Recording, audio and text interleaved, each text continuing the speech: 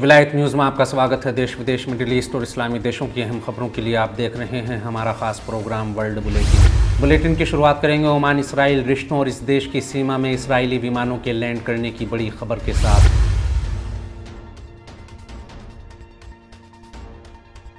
Oman ने Israel के साथ अपने महदूद रिश्तों पर एक बार फिर अपना रुख साफ करते हुए कहा कि हमने इसराइल के विमानों को अपनी वायु सीमा से गुजरने की इजाज़त दी है, लेकिन उन्हें ओमान में उतरने की इजाज़त नहीं है। ओमान सिविल एविएशन ऑर्गेनाइजेशन के प्रमुख नाइफ अल अबरी ने कहा कि हमने इसराइली विमानों को देश की सरहदों से गुजरने की इजाज़त दी हुई है।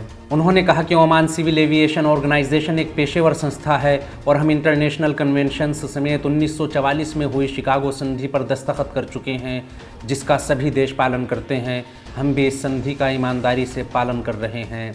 नाइफ अल अबरी ने कहा कि ओमान को इस संधि से जुड़े 50 साल हो चुके हैं। हमने इसराइल के नागरिक विमानों को इस देश की सरहदों से गुजरने की अनुमति भी सिर्फ इसीलिए दी है ताकि साफ हो सके कि हम इस अंतर्राष्ट्रीय संधि पर अमल कर रहे हैं। उन्होंने कहा कि हमारा रुख एकदम साफ है। इसराइल को सिर्फ हमारी वायु सीमा से गुजरने की इजाज़त है, हम उन्हें अपनी ज़मीन पर उतरने की इजाज़त नहीं दे सकते। हाँ, अगर अंतर्राष्ट्रीय मानकों के हिसाब से कोई इमरजेंसी होती है तो उन्हें उतरने की इजाज़त दी जा सकती है। दूसरी किसी भी सूरत में उन्हें हमारी ज़मीन पर उतरने की अनुमति नहीं दी जा सकती।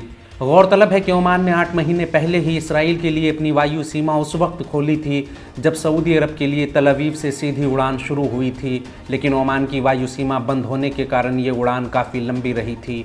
बाद में अमेरिका की कोशिशों के बाद ओमान की वायु सीमा खुलने पर तल अवीव और सऊदी अरब के बीच उड़ान में वक्त और ईंधन की बचत हुई थी। बता दें कि इससे 3 महीने पहले ही ओमान पार्लियामेंट ने एक मसौदा पास करते हुए इसराइल के साथ किसी भी तरह के सहयोग को अपराध घोषित करते हुए कहा था कि ज़ायोनी शासन के साथ सहयोग करने वाले को कानून की नज़र में अपराधी माना जाएगा और उसके लिए गंभीर सज़ा दी जाएगी।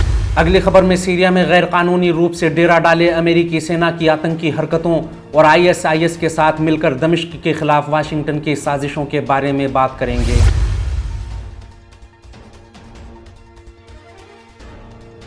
सीरिया में आतंकवाद की हार के साथ ही अमेरिका की उम्मीदों पर पानी फिर गया और उसे सारे कानूनों की धज्जियां उड़ाते हुए खुद आतंकी संगठनों के स्थान पर दमिश्क के खिलाफ मोर्चा खोलना पड़ा। अब एक बार फिर अमेरिका सीरिया में अपनी आतंकी हरकतों को तेज करते हुए दमिश्क सरकार के विरुद्ध आतंकियों को एकजुट करते हुए अपनी पोजीशन मजबूत करने में जुट गया है। रूस की खुफिया एजेंसी ने रिपोर्ट देते हुए कहा कि अमेरिका अपने कब्जे वाले इलाके में मौजूद आतंकी संगठनों को मजबूती देते हुए दमिश्क सरकार के खिलाफ अपनी हरकतें तेज कर चुका है। इस रिपोर्ट के अनुसार अमेरिका ने कई ट्रक्स भरकर मशीन गनें और भारी मिसाइल इन आतंकी संगठनों को देने की योजना बनाई है ताकि दमिश्क के कई ठिकानों को निशाना बनाया जा सके। रूसी खुफिया एजेंसी ने कहा कि अमेरिका की हरकतें आतंकी संगठनों और ISIS के साथ मिलकर सीरिया के खिलाफ सरकारी आतंकवाद का खुला सबूत है। वह इन आतंकी संगठनों को खतरनाक हथियार देते हुए आतंकियों की अलग अलग टोलियों को देश के केंद्र, दक्षिण पश्चिम और फुरात नदी के पूर्वी इलाकों में आतंक को फैलाना चाहता है। इस रिपोर्ट में चेतावनी देते हुए कहा गया है कि अमेरिका अल्तनफ में मौजूद अपने आतंकी अड्डों से ISIS को कंट्रोल कर रहा है और एक बार फिर सीरिया में आतंक फैलाने के लिए इस आतंकी संगठन के साथ साजिश का जाल बुन रहा है। रूसी एजेंसी ने अमेरिकी साजिशों का पर्दाफाश करते हुए कहा कि अमेरिका इन आतंकियों की मदद से सीरिया में मौजूद रूसी सैनिकों और ईरान के सैन्य सलाहकारों को अगवा करने की साजिशें कर रहा है। हाल ही में फ्लोरिडा से रिपब्लिकन सांसद मैट गेट्स ने कहा था कि सीरिया में असद को सत्ता से बेदखल करने के लिए अमेरिकी प्रशासन ने जिन हथियारबंद दलों को खुलकर आर्थिक मदद दी वो सब ISIS का झंडा उठाते रहे हैं। हमारे आज के बुलेटिन में फ़िलहाल इतना ही।